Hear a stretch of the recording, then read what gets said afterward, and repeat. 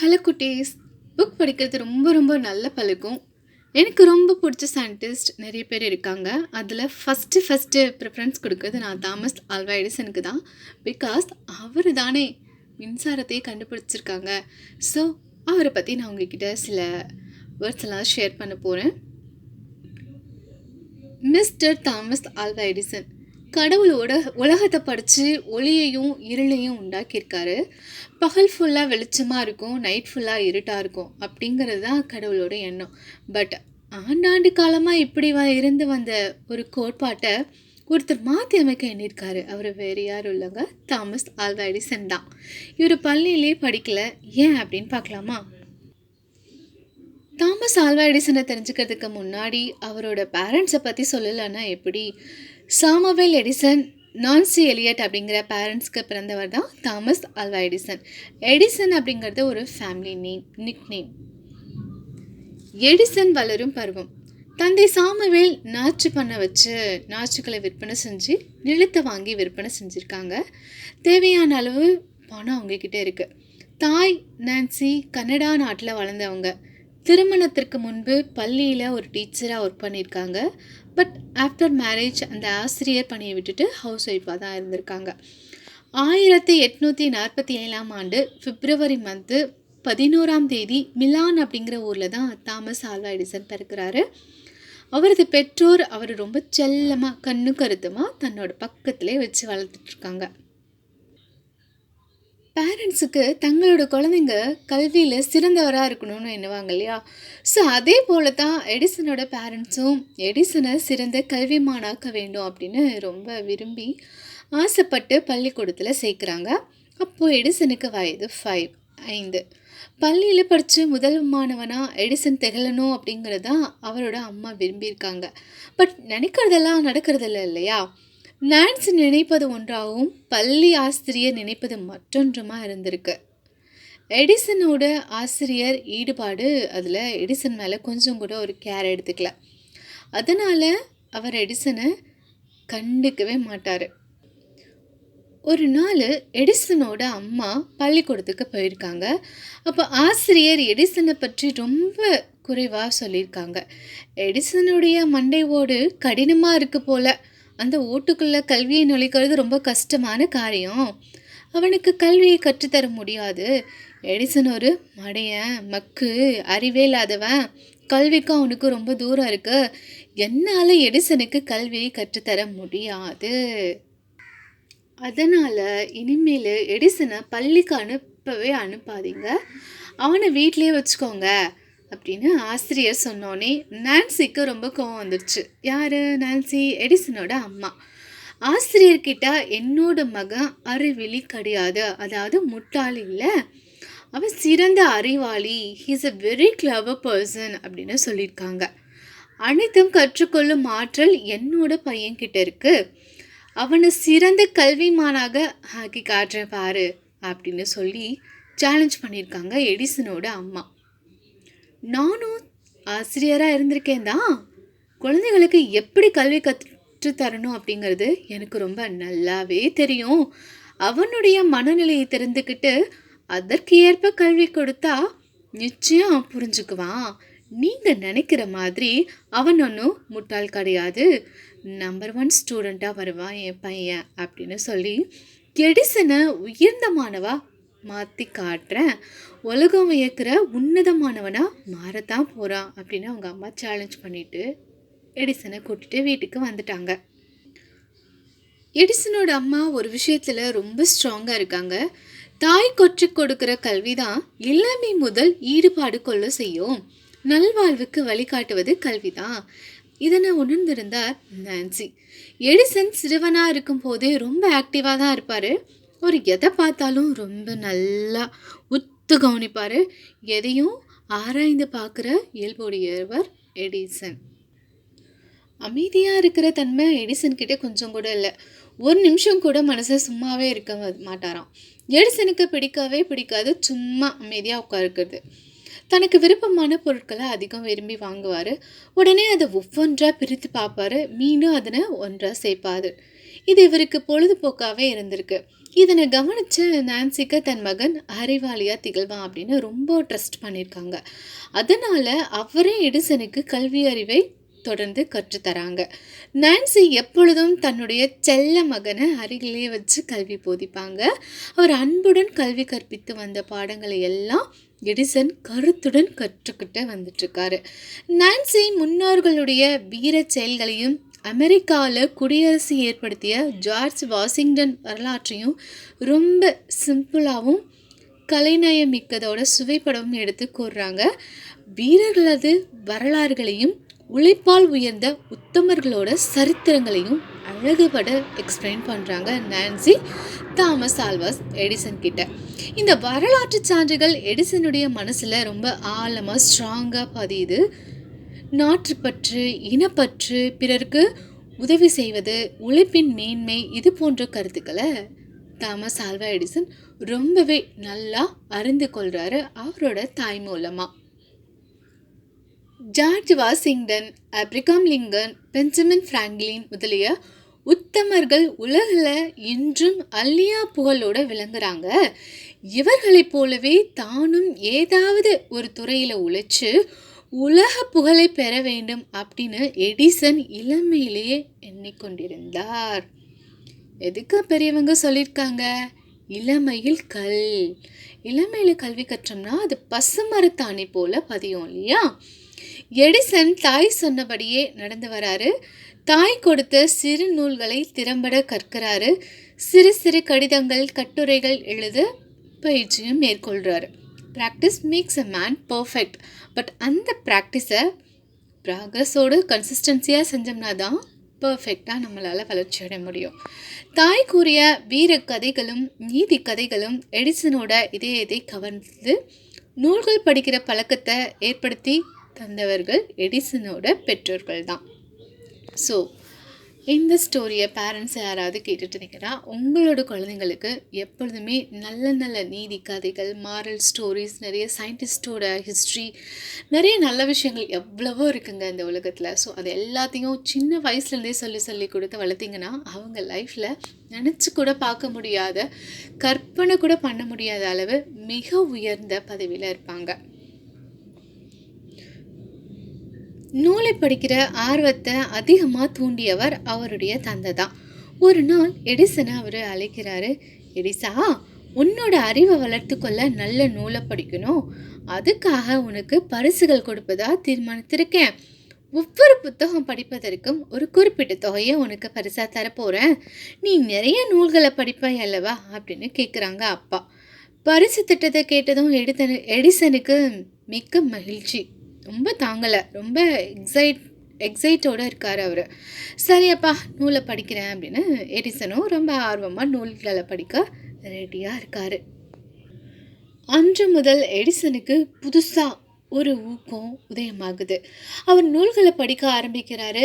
விஞ்ஞான நூல்களையும் படிக்கிறாரு. தெரியாத விஷயங்களையும் புரியாத செய்திகளையும் தாயார்கிட்ட கேட்டு தெரிந்து கொள்கிறாரு.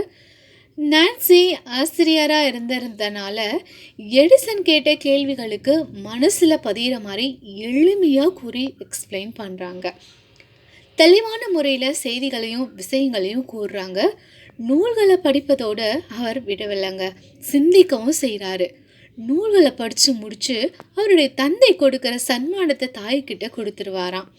இவருடைய செயல்களை பார்த்து நான்சி ரொம்ப சந்தோஷம் அடைஞ்சிருக்காங்க. இளமையிலேயே எடிசனோட இயல்பு ரொம்ப மாறுபட்டதாக இருந்திருக்கு. மற்ற பிள்ளைகள் போல அவர் இல்லை அப்படிங்கிறத நான்சி புரிஞ்சுக்கிறாங்க.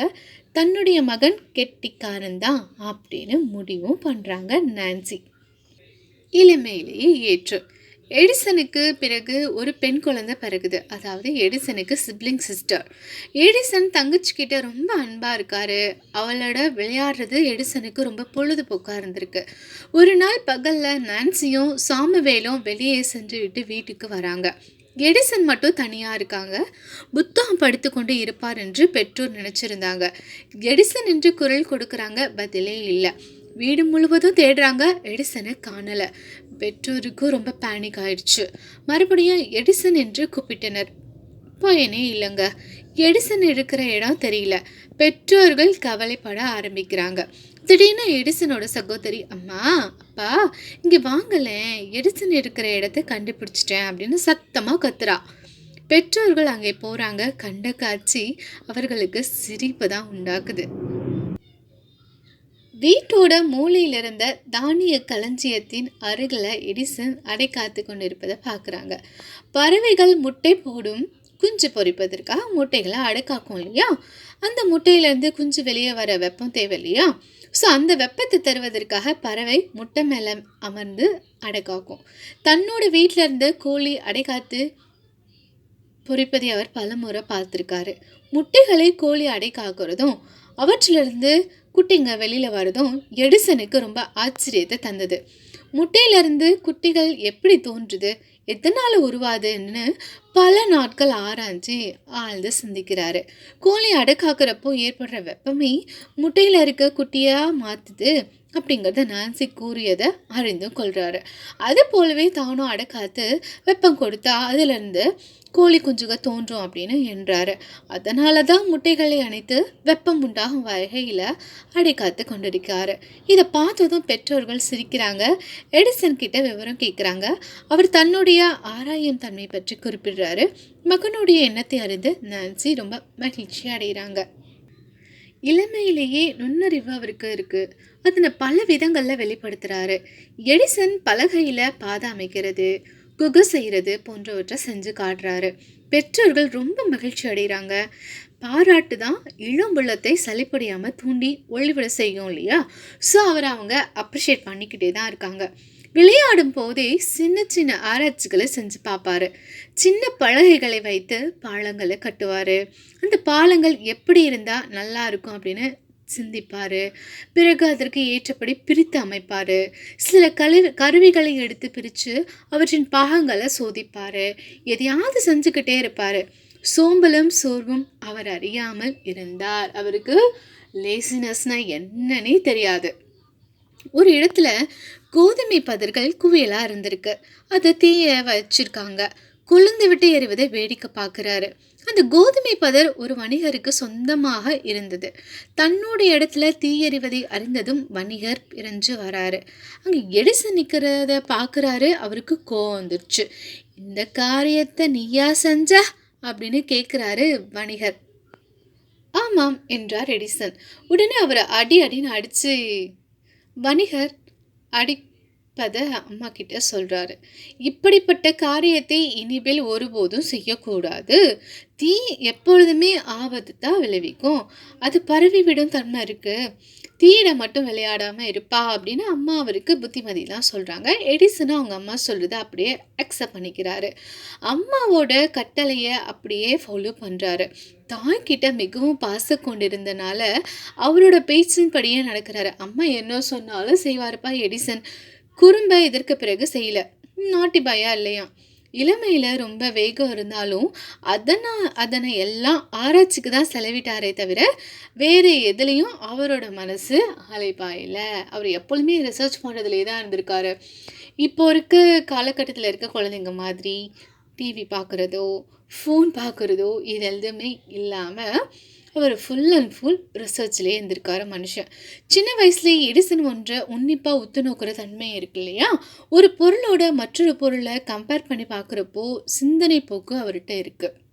ஒரு நாள் எடிசனும் அவரோட ஃப்ரெண்ட்ஸும் ஈவினிங் டைமில் பால் விளையாண்டுட்ருக்காங்க. அப்போது டார்க்காக ஆரம்பிச்சிருக்கு, இருள் வர ஆரம்பிச்சிருக்கு.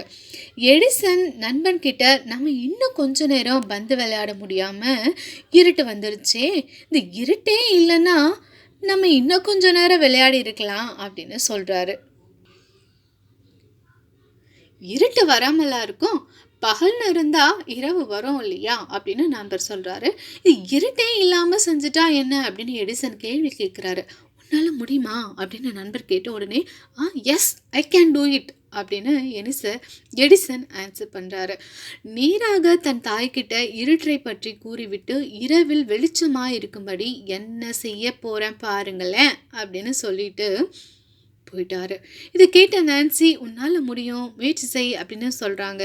அப்போ எடிசனுக்கு வயசு வெறும் 12 தான். முதல் வேலை. எடிசனோட தந்தை செஞ்சு வந்த பண்ணை தொழில் இன்கம் குறைய ஆரம்பிச்சிருக்கனால குடும்ப செலவுக்கு கூட பணம் பற்றாக்குறை இருந்திருக்கு. வேற ஒரு இடத்திற்கு குடி புகுந்தது எடிசனோட ஃபேமிலி. எடிசனும் ஓரளவு சம்பாதிச்சாதான் குடும்பம் நடத்த முடியுங்கிற நிலை இருந்திருக்கு. தானும் ஏதாவது சம்பாதிக்கணும், குடும்பத்திற்கு உதவி செய்யணும் அப்படின்னு எடிசன் கருதுறாரு. ரயிலில் பேப்பர் விற்கும் பையனாக பணிபுரிய தொடங்குறாரு எடிசன். எடிசன் அந்த தொழிலை ரொம்ப ஊக்கத்தோட செஞ்சு வராங்க. செய்தித்தாள்களை புகை வண்டி நிற்கும் நிலையங்கள்ல விற்றதோட வண்டி தொடரிலேயே சென்று பயணிகளிடமும் விற்று வராரு. ரயிலில் செல்லும் பயணிகளுக்கு எடிசனுடைய உதவி அதிகமாக தேவைப்படுது. பேப்பர் விற்பதுடன் அவர் நின்று விடவில்லை. பழங்கள், மிட்டாய்கள் போன்றவற்றையும் விற்று வராரு. இவருடைய சுறுசுறுப்பும் நல்ல குணமும் பலருடைய நட்பை தேடி கொடுக்குது. ரயில்வே நிர்வாகமும் எடிசனின் கனிவுடன் நடந்து கொண்டது. பத்திரிகை பொருட்கள் மூலம் விற்று வந்த பணத்தை பேரண்ட்ஸ் கிட்ட கொடுத்து அவங்களுக்கு ரொம்ப ஹெல்ப்ஃபுல்லாக இருக்காங்க எடிசன். பத்திரிகை விற்கிறதுல அதிக நேரம் செலவிடுறாரு. சில சமயங்களில் பத்திரிகை விற்காமல் மீதியாக கூட இருக்குங்களாங்க. அதனால சின்ன நஷ்டம் ஏற்படுது அவருக்கு. இதை எப்படி மாற்றுவது அப்படின்னு என்றாரு. ஏராளமான பத்திரிகைகளை தொடர்ந்து விற்பனை செய்வது வருமானத்தை அதிகமாக வழி செய்யும் அப்படிங்கிறதையும் இவர் உணர்றாரு. ரயிலில் பயணம் செய்பவர்களுக்கு பத்திரிகை படிக்கும் ஆர்வத்தை உண்டாக்கணும் அப்படின்னு எடிசன் விரும்புகிறாரு. அப்பொழுது அமெரிக்காவில் உள்நாட்டு குழப்பம் ஏற்படுது. அதில் அமெரிக்கா 2ஆ பிரிவுகளாகுது. தென்னாட்டு கட்சி என்றும் வடநாட்டு கட்சி என்றும் பிரியுது. அதாவது நார்த் அமெரிக்கா, சவுத் அமெரிக்கா அப்படின்னு ஸ்பிளிட் ஆகுது. 2 பிரிவினருக்கும் இடையே உள்நாட்டு கலவரம் உருவாகுது. நாட்டு மக்களிடையே கிளர்ச்சியை ஏற்படுத்தும் செய்திகள் பத்திரிகையில் வெளிவந்தன. காற்றுள்ள போதே தூற்றிக்கொள் என்ற பழமொழிக்கு ஏற்ப இந்த காலகட்டத்தை பயன்படுத்தி கொள்ள விரும்புகிறாரு எடிசன். பத்திரிகை விற்பனையை அதிகமாக இது ஒரு நல்ல தருணம் அப்படின்னு என்றாரு. சின்ன வயசுல இருந்தே தன்னோட திட்டத்தை நிறைவேற்ற ரொம்ப தீவிரம் காட்டுறாரு. சண்டையை பற்றிய விவரங்கள் தான் விற்று வந்த செய்தித்தாள்களில் இருக்கின்றன என்பதை பொதுமக்களுக்கு தெரிவிக்க எடிசன் ரொம்ப விரும்புகிறாரு. தந்தை அடிக்கும் ஒருவரிடம் சென்று ஒரு ஒப்பந்தம் செய்து கொள்கிறாரு. அதாவது தந்தை அடிப்பவர் ரயில் பாதையில் உள்ள ஒவ்வொரு ரயில் நிலையத்துக்கும் சண்டையை பற்றிய குறிப்பை அனுப்ப வேண்டும். அந்த செய்தியை அந்தந்த கரும்பலகையில் குறிப்பிடணும். ரயில் நிலைய அதிகாரியின் சம்மதத்துடன் தொடர்ந்து தினமும் நடைபெற வேண்டும். இந்த உதவிக்கு பதிலாக எடிசன் நிலையத்தாருக்கு இலவசமாக செய்தித்தாள்களை படித்து தர வேண்டும் அப்படிங்கிறது தான் ஒப்பந்தம். இதை ரயில் நிலையமும் ஏற்றுக்கொள்கிறாங்க. சண்டையை பற்றிய விவரங்களை அறிய ஒவ்வொரு ரயில் நிலையத்திலும் மக்கள் கூட்டம் கூட்டமாக வருவது எடிசனுடைய வருகையை ஆவலோடு எதிர்நோக்கி இருந்திருக்காங்க. எடிசன் இதன் மூலம் அதிகமாக செய்தித்தாள் விற்பனையாகும் அப்படின்னு நம்பியிருக்காரு. அதனால் செய்தித்தாள் நிறுவன முதலாளியை சந்திக்கிறாரு. தன்னுடைய விருப்பத்தையும் தெரிவிக்கிறாரு. எடிசன் சிறுவனாக இருப்பதை பார்த்தார் முதலாளி. ஆனாலும் எடிசனுடைய ஊக்கத்தையும் உழைப்பையும் பார்த்து வியந்து தான் போகிறாரு. எடிசன் விரும்பியவாறே செய்தித்தாள்களை பெற உரிமையும் அளிக்கிறாரு முதலாளி. அப்போது எடிசனுக்கு பெற்ற மகிழ்ச்சிக்கு அளவே இல்லைங்க. நாளிதழை அதிக அளவில் பெற்றுக்கொண்டதும் உடனே ரயிலில் ஏறாரு. அவருடைய வருகையை எதிர்நோக்கி இருக்கும் பொதுமக்களும் பயணிகளும் பணம் கொடுத்து வாங்குறாங்க. ஒவ்வொரு ரயில் நிலையத்திலும் திரளான மக்கள் காத்திருந்து தான் வாங்கிட்டு போகிறாங்க. போர் செய்த வீரர்களில் உறவினர் மற்றும் நண்பர்கள் செய்தித்தாள்களை வாங்கி படிக்க ரொம்ப ஆர்வமாக இருக்காங்க. பத்திரிகைக்கு அதிக எதிர்பார்ப்பு இருப்பதை எடிசன் அறிகிறாரு. தன் கையில் இருக்கிற நாளிதழை டபுள் மடங்காக விலை சொல்கிறாரு. மக்கள் அன்றைய செய்தியை அப்பொழுதே தெரிந்து கொள்ள வேண்டும் அப்படிங்கிற ஆர்வத்தில் தான் இருக்காங்க. எடிசன் செல்கிற ஒவ்வொரு ரயில் நிலையத்திலும் மக்கள் திரளாக இருந்து நாளிதழ் படிக்க ஆர்வமாக இருக்காங்க. பரபரப்பாக செய்தித்தாள்களும் விற்பனை தான் ஆயின. ஒருவர் முந்தி கூடுதல் விலை கொடுத்து வாங்கி தான் படிக்கிறாங்க. படிக்கும் ஆர்வத்தை தூண்டிய எடிசனோட சமயோசித அறிவு அதிக அளவு வருவாயை தேடி தந்தது. சின்ன வயசுலயே ஒரே நாள்ல இவ்வளவு பெரிய ஏற்பாடுகளை செய்த எடிசனோட திறமையை நான்சி வெகுவா பாராட்டுறாங்க. நாளிதழ் மூலம் விற்று வந்த தொகையை அப்படியே கொடுத்தார் தாயிடம். இது நான்சிக்கு மிகவும் மகிழ்ச்சியை தந்தது.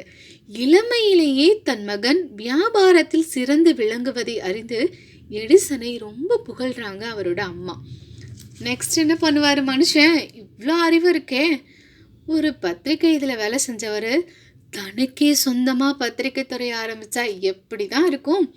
மற்றவர் பத்திரிகையை வச்சு கமிஷன் பெறுவதை விட சொந்தமாக பத்திரிகையை நடத்தினா அதில் பணம் அதிகமாக சம்பாதிக்கலாம் அப்படின்னு என்றார் எடிசன்.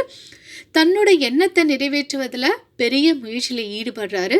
பலர்கிட்ட கடன் வாங்கி மூலதனத்தை சேகரிக்கிறாரு. முன்பு பத்திரிகை வாங்கி விற்ற முதலாளி கிட்ட போறாரு. அங்கு தேவையற்றவை என்று ஒதுக்கப்பட்ட பழைய அச்சு இயந்திரம், அது தொடர்பான கருவிகள் ஆகியவற்றை குறைந்த விலைக்கு வாங்குறாங்க. பத்திரிகை வாங்க செல்லும் போது அந்த அலுவலகத்தில் நடக்கும் வேலைகளை கூர்மையாக கவனித்தார்.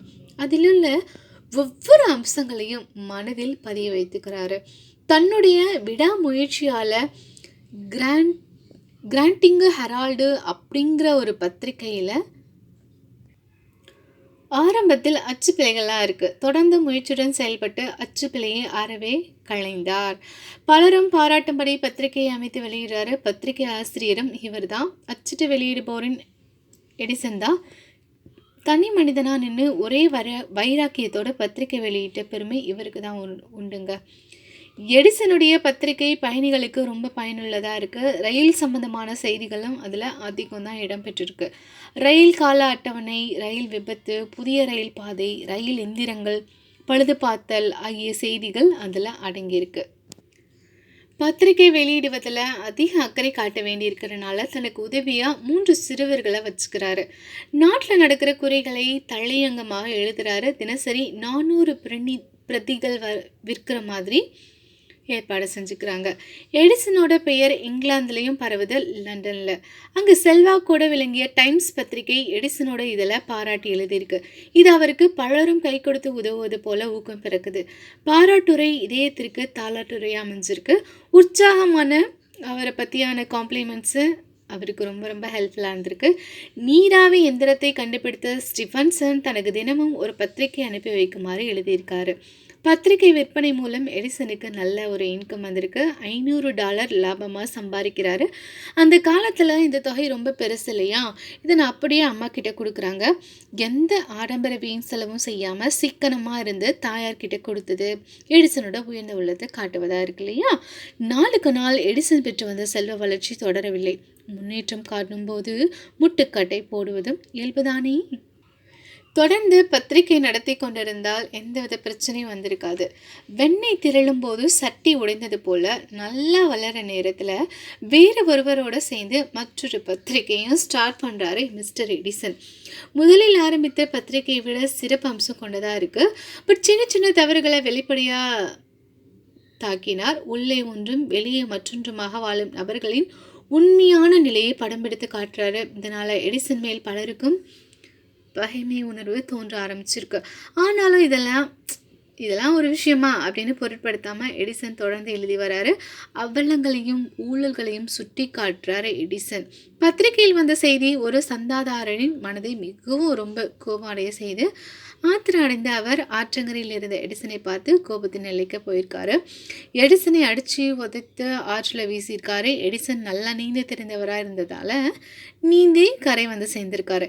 எத்தனையோ செயலில் தீவிரமான கொள்கையுடன் இருந்து வந்த எடிசன் இதில் மட்டும் கொஞ்சம் மனம் தளராரு. என்ன செய்வது அப்படின்னு சிந்திக்கிறாரு. திடமான முடிவுக்கு வராரு. பத்திரிகை வெளியிட்டால் ஆணித்தரமான செய்திகளும் விமர்சனங்களும் இடம்பெற்றதால் தான் விரும்பி படிப்பாங்க. அப்படிப்பட்ட செய்திகளை வெளியிடுவதில் ஆபத்து இருக்குது அப்படிங்கிறத உணர்ந்துக்கிறாரு. தொடர்ந்து பத்திரிகை நடத்த வேணாம் அப்படின்னு முடிவு செய்கிறாரு. அதனோட பையன் பத்திரிகையை நிறுத்திடுறாரு. தாயின் நல்லெண்ணம். எடிசனுக்கு விஞ்ஞானத்தில் அதிக ஈடுபாடு இருக்குது. குறிப்பாக ரசாயனத்தை மிகவும் வாஞ்சியோடு நேசிக்கிறாரு. ஆராய்ச்சி கூடம் அமைத்து கொள்ள ஆசைப்படுறாரு. ஒரு நாள் அம்மா கிட்ட நான் விஞ்ஞான பரிசோதனை செய்ய விரும்புகிறேன், இதற்கு நம் வீட்டின் ஒரு பகுதியை பயன்படுத்தி கொள்ளட்டுமா அப்படின்னு கேட்குறாரு. இதை கேட்டதும் நான்சி ஆச்சரியம் அடைகிறாங்க. மகனுடைய விஞ்ஞான ஆர்வத்தை கண்டு உள்ளம் பூரிக்கிறாங்க. உடனே அதற்கான ஏற்பாடுகளை செய்கிறாங்க. வீட்டின் இடது பக்கத்தில் இருந்த அறையை ஒழுங்குபடுத்தி எடிசனுக்கு தராங்க. இதோட அடுத்த பகுதியை அடுத்தடுத்த வீடியோக்களில் நான் அப்லோட் பண்ணுறேன். அன்டில் பபாய் ஃப்ரம் சுடர்.